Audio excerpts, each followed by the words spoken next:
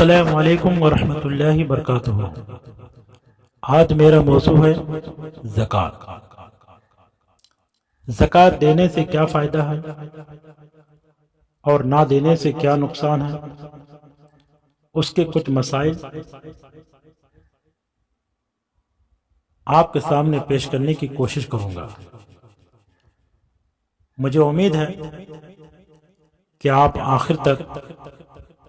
اس audio کو ضرور سنیں اور ساتھ ہی ساتھ اپنے زکوٰۃ اور صدقہ کی رقم سے آپ اپنے محبوب ادارہ دارالعلوم غوث رضویہ کی امداد کریں گے انشاءاللہ تعالی۔ نحمده ونصلي على رسوله الكريم، اما بعد فاعوذ باللہ من الشیطان الرجیم، بالبرکۃ بسم اللہ الرحمن الرحیم۔ قال اللہ تبارک وتعالی فی القرآن المجید والفرقان الحمید، والذین هم للزکاة فاعلون، صدق اللہ مولانا العظیم، وصدق رسولہ النبی الامین المکین المتین المبین الکریم، ونحن علی ذلک لمن الشاہدین والشاکرین والحمد للہ رب العالمین۔ آئیے ہم سب مل کر درود پاک پڑھیں۔ اللہم صلی علی سیدنا شفیعنا مولانا محمد بارک وسلم، صلاۃ و سلام علیک یا رسول اللہ صلی اللہ تعالی علیہ وسلم۔ اعلیٰ حضرت امام عشق محبت امام احمد رضا خواہ فاضل بریلوی رضی اللہ تعالیٰ عنہ ارشاد فرماتے ہیں کہ واہ کیا جود و کرم ہے شہ بطحہ تیرا، واہ کیا جود و کرم ہے شہ بطحہ تیرا، نہیں سنتا ہی نہیں مانگنے والا تیرا، نہیں سنتا ہی نہیں مانگنے والا تیرا۔ اور کسی شاعر نے کیا یہ خوب کہا ہے، خود کو کر اتنا بلند ہر تقدیر سے پہلے، خود کو کر اتنا بلند ہر تقدیر سے پہلے،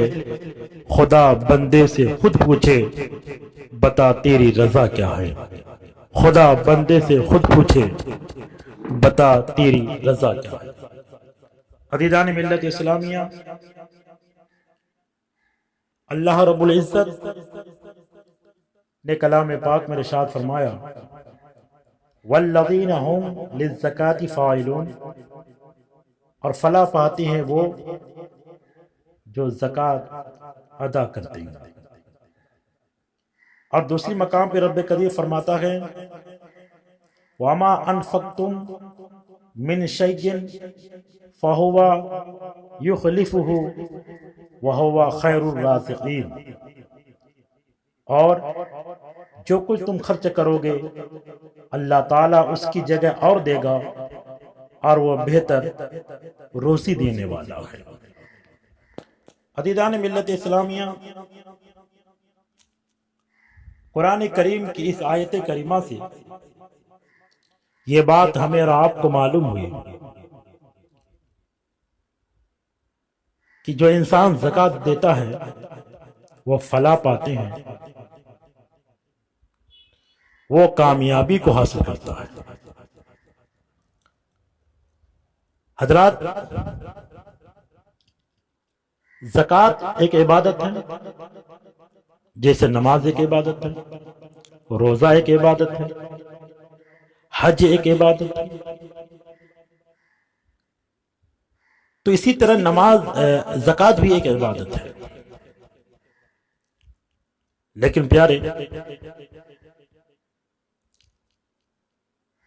صدقہ جو ہے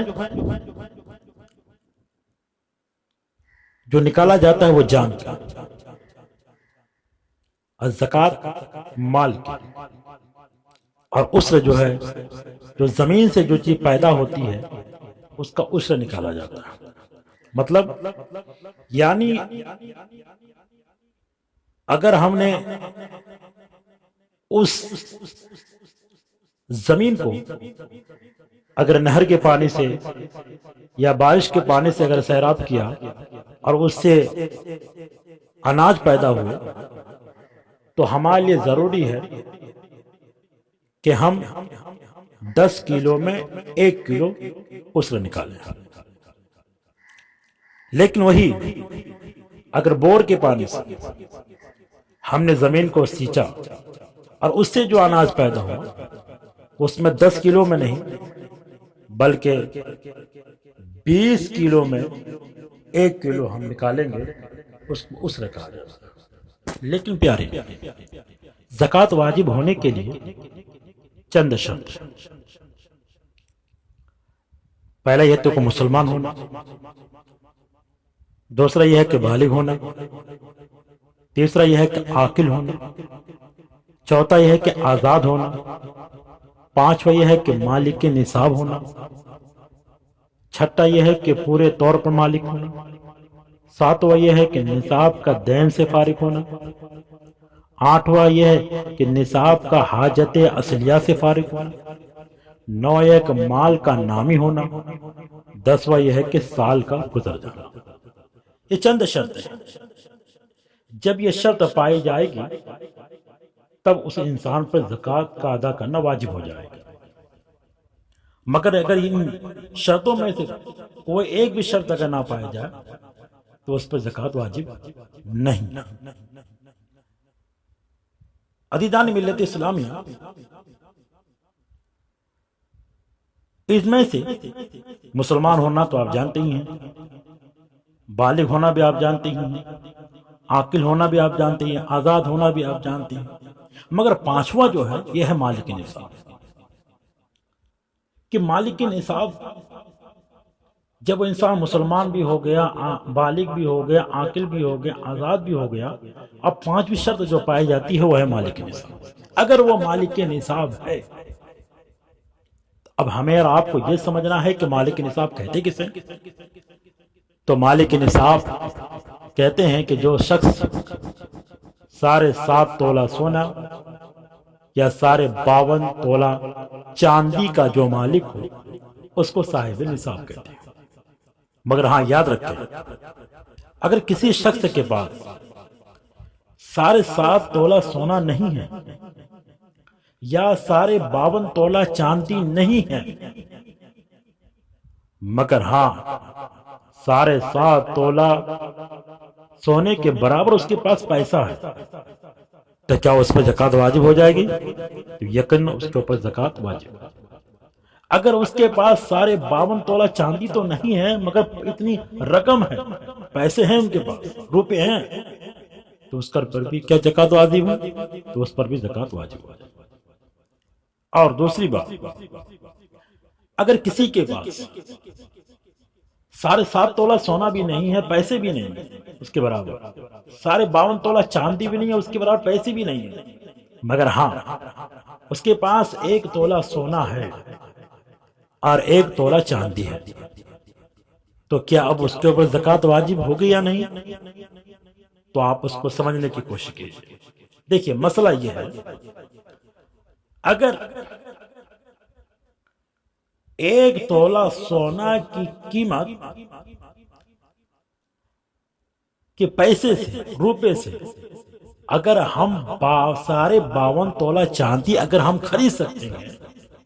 یا 52 تولہ چاندی کے برابر وہ رقم ہو جائے گی اگر ہم 1 تولہ سونا کی قیمت لگائیں اور اس کے ساتھ ہمارے پاس چاندی بھی 1 تولہ ہو، اگر دونوں کو ملا کر کے سونا اور چاندی دونوں کو 1 تولہ سونا اور 1 تولہ چاندی اگر دونوں کو ملا کر کے 52 تولہ چاندی خریدنے کی برابر اگر رقم ہو جائے ہمارے پاس تو ہمارے اوپر زکوٰۃ واجب ہو جائے. اسی طریقے سے اگر 1 تولہ سونا ہو اور 1 تولہ چاندی ہو، اگر ان دونوں کو ملا کر کے اگر 7.5 تولہ سونا خریدنے کے برابر رقم ہو جائے تو ایسی صورت پر بھی زکوٰۃ واجب ہو جائے. یعنی سونا چاندی کو ملا کر کے چاندی کے نصاب کو پہنچ جائے یا چاندی سونا کو ملا کر کے سونے کے نصاب کو پہنچ جائے، دونوں صورتوں پر زکوٰۃ واجب ہو جائے گی. لیکن پیارے ایک بات یہ بھی آپ دھیان رکھیں کہ آج کے دور میں ہوتا کیا ہے کہ ایک باپ اس نے کچھ سونا خریدا، اپنے بیٹے کو دے دیا، بیٹے کے نام پہ کر دیا کہ شادی بیاہ کے موقع پہ کام آئے گا، یا اسے بیٹے کو دے دیا، مالک بنا دیا، یا کوئی اپنی بہو کو مالک بنا دیا، یا کوئی اپنی بیٹے کو مالک بنا دیا۔ تو ایسی صورت میں اگر باپ نے بیٹی کو 1 تولہ سونا 1 تولہ چاندی، یا 1 تولہ چاندی یا 1 تولہ سونا کا بیٹی کو، بہو کو، بیٹے کو اگر مالک بنا دیا، اور اس کا بیٹا اور بیٹی مسلمان بھی ہے، عاقل بھی ہے، بالغ بھی ہے، یہ جتنے شرط ہیں سارے شرط اگر اس کے اندر پائے جائے تو اس کے اوپر بھی زکوٰۃ واجب ہو جائے گی۔ ایسی صورت میں یہ نہیں دیکھا جائے گا کہ اس کے باپ کے اوپر یہ سارے شرائط پائے جاتے ہیں یا نہیں پائے جاتے ہیں۔ اگر اس کے اوپر یہ سارے شرائط پائے جائے تو اس کے اوپر زکوٰۃ واجب ہو جائے گی۔ اور ساتھ ہی ساتھ آپ یہ بھی سنتے چلیں کہ اگر کسی شخص کے پاس 1 لاکھ روپے ہیں، مگر ابھی سال پورا بھی نہیں ہوا تھا، کہ سال پورا ہونے سے 1 گھنٹے پہلے اس کے پاس 1 لاکھ روپے اور آ گیا، تو ایسی صورت میں وہ زکوٰۃ کیسے نکالے گا؟ تو علماء کرام فرماتے ہیں کہ اس 1 لاکھ روپے کو بھی پہلے والے 1 لاکھ روپے میں ملا کر کے دونوں کو زکوٰۃ نکال دیں گے، یعنی جب اس کا سال پوچھ جائے گا تو ان کا بھی سال پورا مان لیا جائے گا۔ تو ایسی صورت میں اب 1 لاکھ کی نہیں بلکہ وہ شخص 2 لاکھ کی زکوٰۃ نکالے گا۔ لیکن پیارے، اگر یہ بھی یاد رکھیے گا کہ زکوٰۃ نکالنے میں اور انسان کے لیے ضروری ہو جائے گا کہ انگریزی تاریخ کا اعتبار نہیں کیا جائے گا بلکہ اردو تاریخ کا اعتبار کیا جائے گا۔ اگر مثال کے طور پر اگر ہم 1 رمضان کو صاحب نصاب ہوئے تو اگلے 1 رمضان آنے تک اگر ہم صاحب نصاب ہیں اور یہ تمام شرائط پائی جا رہی ہے تب تو ہمارے اوپر زکوٰۃ واجب ہے۔ ہم انگریزی تاریخ کا اعتبار نہیں بلکہ اردو تاریخ کا اعتبار کیا جائے گا۔ تو عزیزان ملت اسلام، اسی طریقے سے اگر آپ کسی کو زکوٰۃ دینا چاہیں تو زکوٰۃ دینے کے لیے یہ کہنا ضروری نہیں ہے کہ میں تمہیں زکوٰۃ کی رقم دے رہا ہوں، بلکہ اگر آپ نیت کر لیں کہ یہ زکوٰۃ کی رقم ہے اور اس کو آپ ہدیہ کے طور پر دے دیں کہ لو تمہارے لیے عید ہے، عیدی ہے، یہ تمہارے لیے ہدیہ ہے، اگر وہ لینے سے پرہیز کرتا ہو لیکن وہ حاجت مند انسان ہو، اس کو ضرورت ہے پیسے کی اور وہ صاحب نصاب نہیں ہے، ایسی صورت میں آپ ہدیہ کہہ کر بھی آپ دے سکتے ہیں، مگر بشرط کہ نیت آپ کی زکوٰۃ کی ہو تو آپ کی زکوٰۃ ادا ہو جائے گی۔ تو عزیزان ملت اسلامیہ، یہ ہے مالک نصاب۔ اور چھٹا جو ہے کہ پورے طور پر مالک ہونا، کسی بھی چیز کا آپ کو پورے طور پر مالک ہونا ضروری ہے۔ اور ساتواں یہ ہے کہ نصاب کا دین سے فارغ ہونا، کہاں آپ کے اوپر کوئی قرضہ بھی نہ ہو۔ ایسا ہے کہ آپ کے پاس 1 لاکھ روپے ہے اور آپ کے پاس 25,000 روپے قرضہ ہے، تو ایسا نہیں ہے کہ آپ 1 لاکھ روپے کی زکوٰۃ نکالیں گے بلکہ 25,000 روپے کو الگ کر دیں گے، 75,000 روپے کی آپ زکوٰۃ نکالیں گے۔ اور اسی طرح اگر آپ سارے 52 تولہ چاندی تو آپ کے پاس ہے، مگر آپ کے اوپر 2-4 ہزار روپے کا قرضہ بھی ہے، اگر 2-3 تولہ چاندی بیچ دیں گے تب جا کے آپ کو قرضہ ادا ہوگا، تو ایسی صورت میں پھر آپ سارے 52 تولہ چاندی کے مالک نہیں رہ جائیں گے، تو پھر آپ کے اوپر بھی زکوٰۃ واجب نہیں ہوگا، گویا کہ قرض سے فارغ ہونا پڑے گا۔ اور 8واں یہ ہے کہ نصاب کا حاجت اصلیہ سے بھی فارغ ہونا پڑے گا، یعنی ہماری جو ضروریات، رہنے کا مکان، چلنے کے لیے گاڑی، واشنگ مشین، کولر، فریج، پنکھا، یہ ساری جو ہماری ضروریات کی چیزیں ہیں، ان ساری چیزوں کا ہونا بھی ضروری ہے۔ ان ساری چیزوں کو ہونے کے بعد پھر ہمارے پاس رقم ہو اور وہ نصاب کو پہنچ جائے تب ہمارے اوپر زکوٰۃ واجب ہے۔ اسی طرح پیارے، سال بھر کا گزر جانا بھی ضروری ہے۔ اگر سال بھر گزرنے سے 1 دن اگر باقی، 1 گھنٹہ بھی باقی ہے تو اس وقت کا آپ پر زکوٰۃ واجب نہیں ہوں گے۔ تو پیارے، یہ زکوٰۃ کے کچھ مسائل ہیں جو آپ کے سامنے میں نے بیان کرنے کی کوشش کی ہے۔ عزیزان ملت اسلام، اب آتے ہیں ہمارا زکوٰۃ کے فضائل کے بارے میں کچھ باتیں آپ کے سامنے میں رکھنے کی کوشش کروں گا۔ دیکھیے قرآن کریم میں رب قدیر نے جو فرمایا کہ فلاح پاتے ہیں وہ جو زکوٰۃ ادا کرتے ہیں، اور فرمایا جو کچھ تم خرچ کرو گے اللہ تعالیٰ اس کی جگہ اور دے گا، اور اللہ بہتر روزی دینے والا ہے۔ یہ قرآن کا۔ اور ایک جگہ پہ رب قدیر ارشاد فرماتا ہے یا ایھا الذین آمنوا انفقوا مما رزقناکم من قبل ان یاتی یوم لا بیع فیہ ولا خلۃ ولا شفاعۃ والکافرون هم الظالمون۔ اے ایمان والو، انفقوا مما رزقناکم من قبل ان یاتی یوم لا بیع، خرچ کرو جو کچھ ہم نے تمہیں دیے، ان یاتی یوم لا بیع فیہ ولا خلۃ ولا شفاعۃ، اس دن کے آنے سے پہلے کہ جس میں نہ کوئی خرید فروخت ہے اور نہ کافروں کے لیے کوئی دوستی ہے نہ شفاعت، والکافرون هم الظالمون، اور کافر ہی ظالم ہیں۔ تو عزیزان ملت اسلامیہ، اور بھی قرآن کریم کی متعدد آیتیں ہیں جس میں رب تبارک و تعالی اس کی فضیلت کو بیان کرتے ہوئے فرماتا ہے کہ مثل الذین ينفقون اموالهم فی سبیل اللہ کمثل حبۃ انبتت سبع سنابل فی کل سنبلۃ مئۃ حبۃ واللہ یضاعف لمن یشاء واللہ واسع علیم، واللہ واسع علیم۔ رب قدیر فرماتا ہے جو لوگ اللہ کی راہ میں خرچ کرتے ہیں ان کی کہاوت اس دانہ کی ہے جس سے 7 بالیں نکلے، ہر بال میں 100 دانے، اور اللہ جسے چاہتا ہے زیادہ دیتا ہے، اور اللہ وسعت والا بڑا علم والا۔ تو پیارے، قرآن کریم رب تبارک و تعالی کیا فرمایا؟ گویا کہ جو اللہ کی راہ میں خرچ کرتا ہے اللہ تعالی اس کو بے پناہ دولت عطا فرماتا ہے۔ اور پیارے یاد رکھیے گا کہ زکوٰۃ دینے سے ہمارے مال کی حفاظت ہو جاتی ہے، زکوٰۃ دینے سے ہمارا مال محفوظ ہو جاتا ہے، کیونکہ رسول اعظم صلی اللہ علیہ وسلم نے فرمایا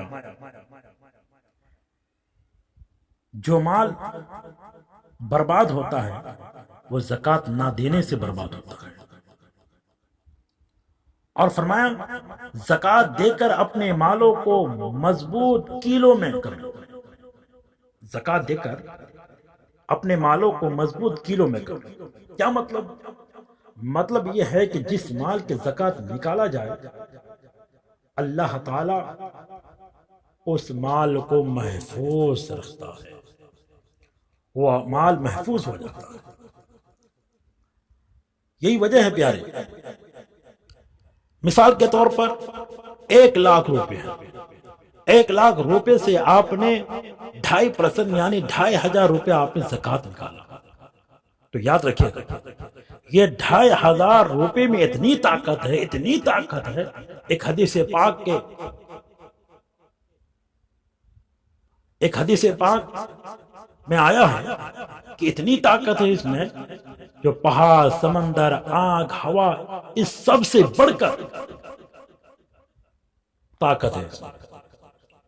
جو طاقت آپ کے 97,500 روپے میں طاقت نہیں ہے، وہ 2,500 کیونکہ یہ 2,500 روپے نے آپ کے 97,500 روپے کو محفوظ کر دیا۔ اب اس پر مصیبت نہیں آئے گی، یہ مال آپ کے ہاتھ سے ضائع نہیں ہوگا۔ دیکھیے ایک واقعہ میں آپ کو بتاتا چلوں کہ حضرت حسن رضی اللہ تعالیٰ اپنے ساتھیوں کو حضور صلی اللہ علیہ وسلم کا ارشاد گرامی سنا رہے تھے کہ ایک نصرانی نے آپ کے پاس سے گزرا، اس نے یہ مذکورہ بالا حدیث شریف سنی اور چلا گیا۔ اس نے آپ کے اس ارشاد گرامی کو آزمانا چاہا، اس لیے کہ جا کر اپنے مال کی زکوٰۃ ادا کر دی، تو اس کا ایک ساتھی جو تجارت کے لیے مصر گیا ہوا تھا، اس نصرانی نے خیال کیا کہ حضور علیہ السلام اپنے قول میں سچے ہیں، تو میرا مال میرے شریک کے ساتھ محفوظ رہے گا، تو میں اسلام قبول کروں گا اور سچے دل سے آپ کی تصدیق کروں گا، اور اگر آپ کا یہ قول حقیقت پر مبنی نہ ہوگا تو میں تلوار سے نعوذ باللہ آپ کا سر قلم کر دوں گا۔ تو ایک دن اچانک قافلہ والوں کی طرف سے ایک خط موصول ہوا جس میں یہ لکھا ہوا تھا کہ راستے میں ان پر چوروں نے حملہ کر دیا، ان کا مال، لباس اور جو کچھ ان کے پاس تھا وہ سب کا سب چھین کر لے گئے۔ نصرانی نے جب یہ بات سنی تو وہ کانپ اٹھا اور جوش میں آ کر آپ علیہ السلام کو قتل کرنے کے لیے تلوار اٹھایا اور گھر سے باہر نکلا۔ ابھی اس نے اپنے ارادے پر عمل نہیں کیا تھا کہ اس کو اپنے شریک کی طرف سے ایک خط موصول ہوا، خط آیا جس میں اس نے لکھا تھا کہ پریشان ہونے اور غمزدہ ہونے کی کوئی ضرورت نہیں، کیونکہ میرا مال بالکل محفوظ ہے اور میں خود بھی صحیح سلامت ہوں، کیونکہ میں قافلے والوں سے پیچھے تھا اور ڈاکوؤں کے سر سے محفوظ رہا۔ جب نصرانی نے اپنے ساتھی کا خط پڑھا تو اس کی خوشی کی انتہا نہ رہی اور کہنے لگا، حضور محمد صلی اللہ تعالی علیہ وسلم سچے اور برحق، لہذا وہ آپ کی بارگاہ میں حاضر ہوا اور عرض کیا، مجھے اسلام سکھا کر اپنے غلاموں میں داخل فرما دیجیے۔ لہذا وہ سچے دل سے دار اسلام میں داخل ہو گیا اور حضور کے غلامی کا پٹا اپنے گلے میں ڈال لیا، اور مال کی زکوٰۃ ادا کرنے کی برکت سے اس کا مال محفوظ ہو۔ تو عزیزان ملت اسلامیہ، دیکھا آپ نے کہ وہ نصرانی جس نے یہ سنا تھا رسول اعظم صلی اللہ علیہ وسلم نے فرمایا ہے کہ تم نے اگر اپنے مالوں کو زکوٰۃ نکالا تمہارا مال محفوظ ہے، تو نصرانی نے سوچا کہ آخر آزمایا جائے یہ بات کہاں تک صحیح ہے، اگر یہ بات صحیح ہے تو پھر ہم ایمان لے کے آئیں گے، اگر نہیں ہے تو معاذ اللہ قتل کر دیں گے۔ لیکن پیارے، اس نصرانی نے آزمایا اور حقیقت یہ بات ثابت ہو گئی اور اس کا مال بھی محفوظ ہو گیا، اور اس نبی سرور کونین صلی اللہ علیہ وسلم کے ایک حدیث سے اس نصرانی کو دولت ایمان نصیب ہو گیا۔ سبحان اللہ۔ تو پیارے، میرے کہنے کا مقصد یہ ہے کہ زکوٰۃ جب انسان دیتا ہے، جب اپنے مال کی زکوٰۃ نکالتا ہے تو اللہ اس مال کی حفاظت فرماتا ہے۔ عزیزان ملت اسلامیہ، دیکھیے ہمارا صدقہ نکالتے ہیں، جب کہیں سفر میں جاتے ہیں تو صدقہ نکالتے ہیں، کیونکہ صدقہ جان کے نکالنا ہے۔ تو ہم نے 5-10 روپے ساحل کو دے دیا اور اس امید کے ساتھ کہ میرے خدا میں فلانا سفر میں جا رہا ہوں، میری حفاظت فرما۔ تو یہ 5 روپے اگرچہ رقم تھوڑی سی ہے، مگر اس صدقے کی وجہ سے اللہ ہماری جان کی حفاظت فرماتا ہے فرشتوں کے ذریعے۔ اسی طریقے سے کیا زکوٰۃ 40 روپے میں 1 روپے، 80 روپے میں 2 روپے، 100 روپے میں 2.5 روپے، 100 روپے میں 2.5 روپے زکوٰۃ نکالنا، 1 لاکھ میں 2.5 لاکھ روپے زکوٰۃ نکالنا ہے۔ یہ 2.5 لاکھ روپے ہمارے 97,500 روپے کی حفاظت کر رہا ہے۔ تو اس سے بڑھ کر اور کیا ہو سکتا ہے؟ اس سے بڑھ کر اور کیا ہو سکتا ہے؟ لیکن کوئی انسان اگر زکوٰۃ نہ نکالے اور اس زکوٰۃ کے مال کو اپنے دوسرے مالوں سے ملا کر کے رکھے، اس سے تجارت کرے، تو رسول اعظم صلی اللہ علیہ وسلم کے فرمان کے مطابق یہ مال حرام بھی اس کے سارے مالوں کو برباد کر دیتا ہے۔ اسے کوئی فائدہ نہیں ہوتا بلکہ نقصان ہی نقصان ہوا کرتا ہے۔ اس لیے پیارے ہمارے لیے ضروری ہے کہ ہم زکوٰۃ ادا کریں، زکوٰۃ سے اپنے مال کو صاف ستھرا کریں، خود بھی زکوٰۃ نکالیں، دوسروں کو بھی زکوٰۃ نکالنے کی ترغیب دیں، اس لیے کہ ہم خود نکالیں گے تو ہم کو ثواب ملے گا، دوسرے کو ہم ترغیب دیں گے، اگر ہمارے کہنے پہ وہ نکال لیا تو اس کو بھی ثواب ملے گا اور ہمیں بھی ثواب ملے گا۔ تو عزیزان ملت اسلامیہ، یہ زکوٰۃ کے متعلق کچھ باتیں ہیں جو میں نے آپ کے سامنے رکھنے کی کوشش کی۔ مجھے امید ہے کہ میری باتیں آپ کو سمجھ میں آئی ہوگی، اور اللہ رب العزت کی بارگاہ سے یہی دعا ہے کہ مولا تعالی جو صاحب نصاب ہے انہیں صحیح طریقے سے اپنے مالوں کی زکوٰۃ نکالنے کی توفیق اور رفیق عطا فرمائے، اور ساتھ ہی ساتھ اللہ رب العزت اس ماہ رمضان مبارک کی برکت سے اپنے حبیب پاک کے وسیلے سے تمام اولیاء کاملین کے صدقے سے ہم سب کو دنیا کے تمام فتنوں سے، دنیا کے تمام بلاؤں سے، دنیا کے تمام بیماریوں سے محفوظ و معمور عطا فرمائے۔ خاص بالخصوص دور حاضرہ میں جو وبا پھیلی ہوئی ہے، جو بیماری پھیلی ہوئی ہے، اس بیماری سے ہمارے ملک کی، ہمارے شہر کی، ہمارے محلے کی، ہمارے جان و مال کی حفاظت عطا فرمائے۔ خوب کیا شیر چمن پھول چنے شاد رہے، باغ باغ جاتا ہوں میں، گلشن تیرا آباد رہے۔ السلام علیکم ورحمۃ اللہ وبرکاتہ۔